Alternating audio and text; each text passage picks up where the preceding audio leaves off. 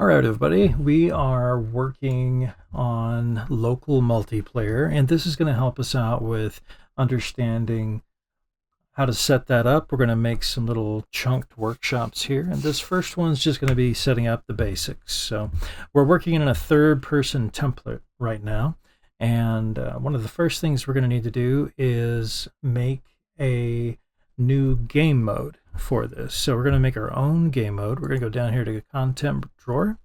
I like to make my own folder to keep everything pretty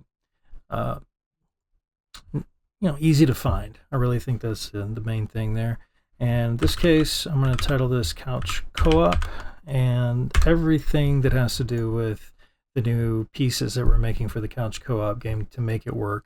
Not necessarily the AI and other things like that, but just the big pieces like game mode, player controller, some pieces that are making all the other elements fit together. So I'll probably put the UI in there and things like that. So in this case, I want to set my color just so I can find it real quick. And then we're going to go back in and start building some of the pieces we need. So first thing, you want to right click in here, go to the blueprint class, and we're going to get this game mode base right here. Going to title that GM for game mode and CC. Everything is going to be CC for Couch Co-op for us. That'll make it a lot easier. Now we're going to go inside this blueprint. And what we're going to get now is something real basic. We're going to be able to set up multiplayer really quickly here. Off the event begin play, we're going to drag off of that, and we're going to do create local player. And you'll notice right here it has a -1. What that means is every time we add in a new person, it knows to just find the next controller that's available. And that -1 will do that for us. Also, spawning the controller will make a new one for us. So that's our beginning right there. And we'll also need to make sure that we compile this. We'll save it real fast, and I'll put it right here. Next thing we need to do, go back into our game view, check in the world settings, and under here we have our game mode currently as BP third person game mode. I want to flip that over to the one we just made, GMCC. That's our game mode for Couch Co-op. All right, let's go ahead and give this a shot, hit play, and you'll notice we have a first-person view, and we have a top and a bottom. You can see that we have kind of a default pawn in here right now. So a couple things to change. If we go back over here into our world settings, we're going to go down to our game mode, and right now the default pawn class is default pawn. It's kind of a spectator pawn. That's really what it is. So we're going to flip that over to a BP third person. Hit play, and now you'll see we have a couple quins to work with.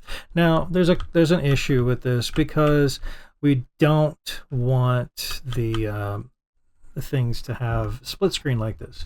And I do have another controller hooked up, and you can see here that I have those the controller is controlling it right now, and then the AWSD does the same thing. So I'm controlling the character on the top of the screen. The second player is the one on the bottom.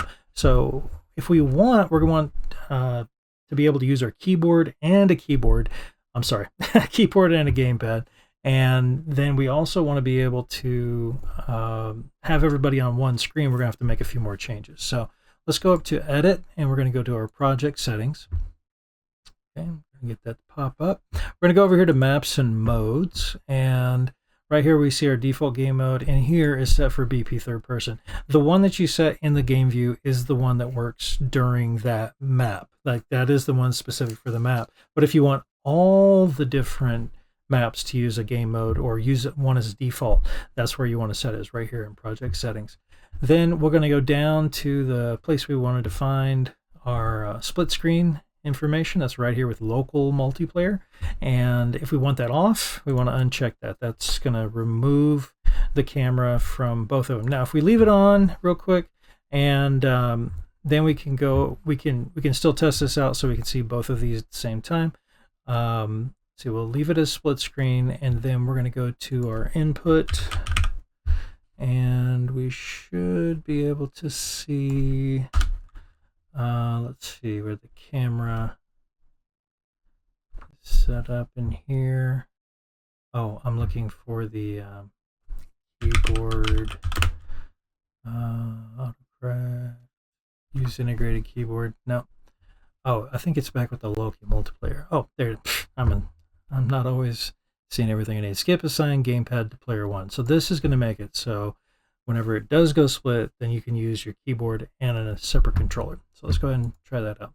Go ahead and play, and we click on the front, and we have our top controller, and we have our bottom controller. So we have 2 different people playing here, which is kind of fun. And if you want to make a game that is split screen like that, that's easy. Unreal Engine's already got that set up for you. For local multiplayer, it's a little bit more work, and we're going to go ahead and go back into our project settings. We're going to uncheck that. We're still going to leave skip assigning gamepad to player 1. We want to keep that, but we're going to remove the use split screen. So we're pretty much done with this at this point. All right, so next thing we want to do is we're going to need to make a new camera for us because we don't want it to be split screen. So let's go back into our content drawer. I'm going to right click here. I'm going to hit blueprint class, and we can look for a camera. Okay, and the camera we want to get, it says editor utility camera. That's fine. That's the one we're going ahead and grab. Pull this up, and we'll hit select. And I'm going to do CA for camera actor, and this is going to be, oh, I accidentally went a little bit too far there. Let's do shift underscore CC because this is going to be our camera actor for our couch co-op game. Okay, go ahead and do that. Now, when we bring that in, we're just going to drop it right in the level. I'm going to set mine up, I guess, about this way. So what I want to do is, while I have this controlled, I'm going to go up here to actor, and I'm going to do pilot CACC. That's our camera actor, and effectively now I'm using the camera actor like a kind of like a player. Okay, and let's see, that looks pretty good, but maybe I want to get the long edge right here. That works pretty good right there. Okay, cool. And then I want to eject myself, and you can see now I have that camera just floating up in the air. And what do I have down here that I'm looking at? Nope, nothing there, just the widget for it. Kind of stayed there for a little bit. All right, so we have our camera set up, and what I want to do now is just go into the blueprint for the camera, and we're going to make some small changes in there. Go ahead and pull this down. We're going to do edit CACC, although it is also in our content drawer. We can just go there. Go ahead and click on that. We're going to go to the event graph, and we need to, I'll just get rid of these. We're not really using them. And we're just going to go to our event begin play. So the way to make this work is that our first player camera, or our first player, is where the camera usually tries to find. It tries to find that player before it does anything else, so it knows what to focus on. So in this case, what we're going to do is we're going to use a node called set view target with blend. And notice right here, it didn't pop up because this isn't something that's typically used all the time. It's just kind of special cases. So we're going to find it right here. Okay. And from this, we're going to go up to our target. And our target for this, like I said, it's always looking for the first person player. And in this case, or our first player. In this case, as with all things in computer science, we start counting at 0.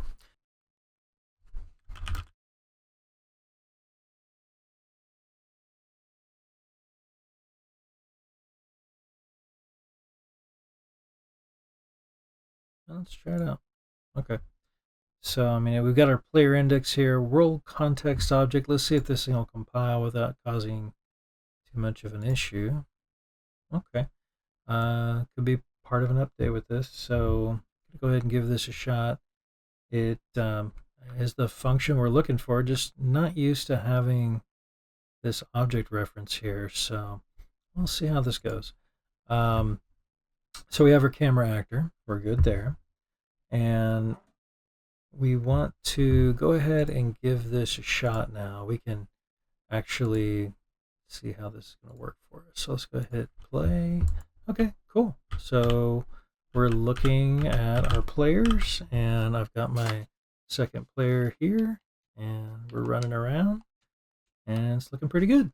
So actually seems to be working so far. Just a little bit of a change in that player controller look there. So I'm going to go ahead and save that, and we'll move on to the next thing.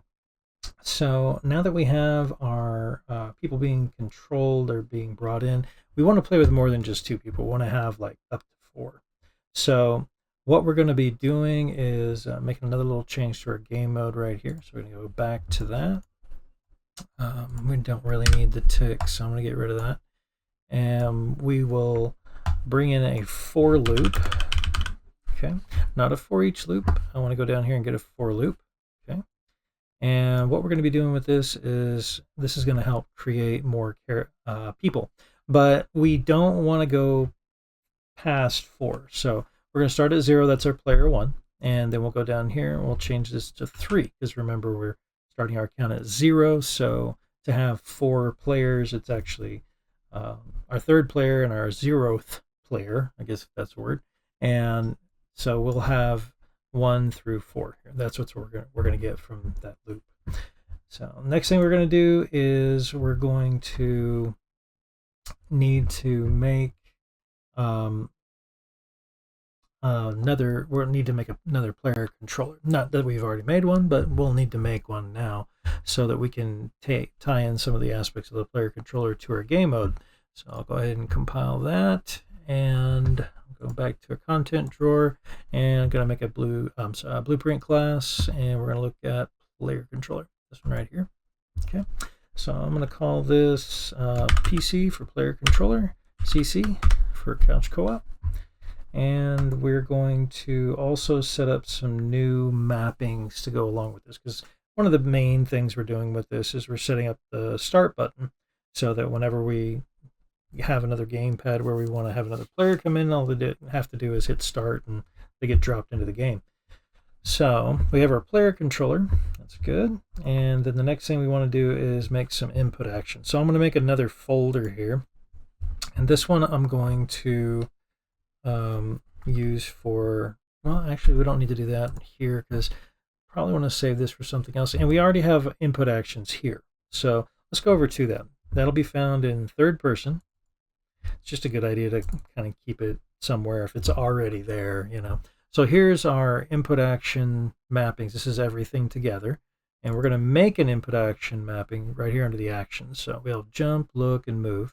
I'm going to right click here, and we're going to go down to input, and we'll do input action. This one we're going to do IA_join game, and that input action, we're going to make that real quick here. We're going to go back to this input folder, and we're going to go into our default set of controls.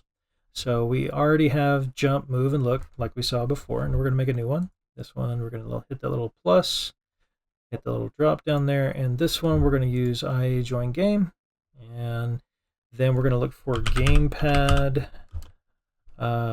If you look at, you know, most gamepads, whether it's, you know, for a Switch Pro controller, Xbox, you know, PS5 dual stick thing, it's going to be the button to the right of wherever the logo is, or a touchpad or anything like that. So it'll be gamepad special right. Okay, now they don't say start because they all call it something a little different, so that makes a little more sense.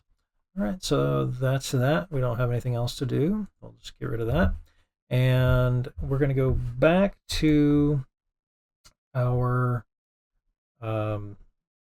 actually our 3rd person. We're going to have to do some stuff there, because we have to, currently our 3rd person is a 3rd person character is the thing that spawns in the controllers, the input action mappings, all that kind of stuff. So let's go in here, let's go into the BP 3rd person. And there's also a couple of things we have to do, because this character currently has its own camera. So we want to get rid of that, and we want to get rid of the boom that attaches it to our player. And then we'll go into the event graph. Now, one thing here, right at the very top, we see add input action mappings, or add input mapping. And what I want to do is, I don't need these now, because these are things that are particular to this blueprint. But I do need these. I'll need those, and I don't want them to kick on in the player, because what we're going to end up doing is spawning the controller, and the controller is going to bring the player into the world. So we need this to happen someplace else first. I'm going to go ahead and hit Control X and delete that whole thing. And essentially now this third person character, we're good. We don't need anything else from that.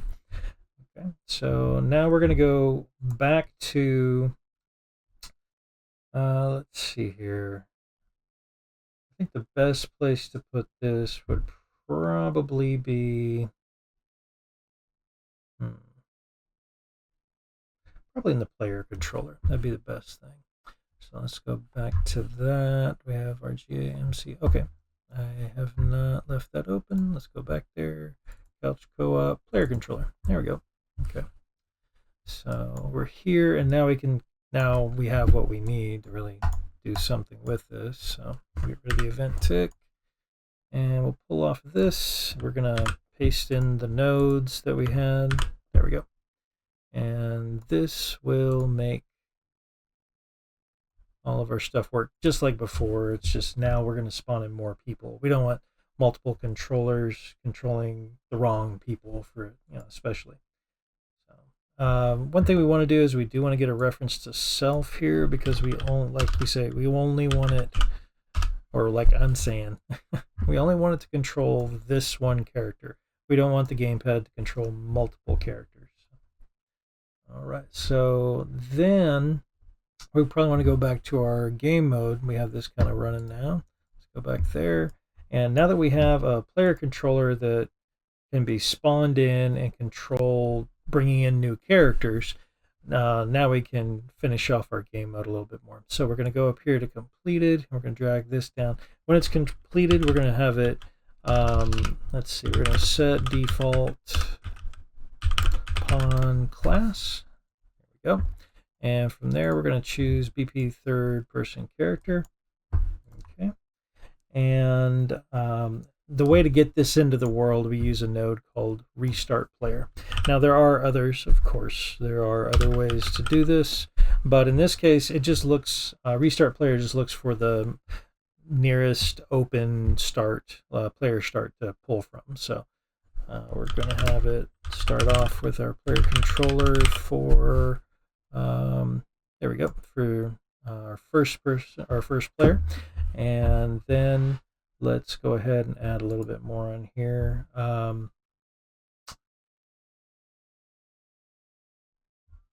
We just don't want everything kind of spawning in all at once. Like right now, I think we have a little camera issue we're going to need to solve. Let me go back to third person, hit play. Yeah, see, now we're back inside. We're just making a character, and we don't have everything working the way we want it to. So a couple things to do. Player controller class, we're not using the right player controller class anymore. We have PCCC. Default pawn, that's fine, although we're probably going to be changing that pretty soon.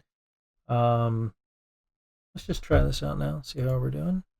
Okay, yeah. Oh, okay, we're looking around, but we're not necessarily using, oh, wow, there's 3 of them. Okay. But the reason for that is that it's trying to make these other, see, it's trying to make the other stuff for the other players. We don't have that quite set up yet. So let me go ahead and get rid of that. But that's good. We're seeing the errors we're supposed to be seeing at this point. We haven't set everything up. So let's go back to the game mode. I'm going to go up here to GMCC and let's see, make sure everything looks good here. Yeah, everything looks good. Let's go to the player controller. Okay, there's one thing I'm looking for here. Here we go. It is auto manage active camera target. I was about to say tracking, but it's target. We'll uncheck that. That'll help us out with a little bit of what we're working with right now.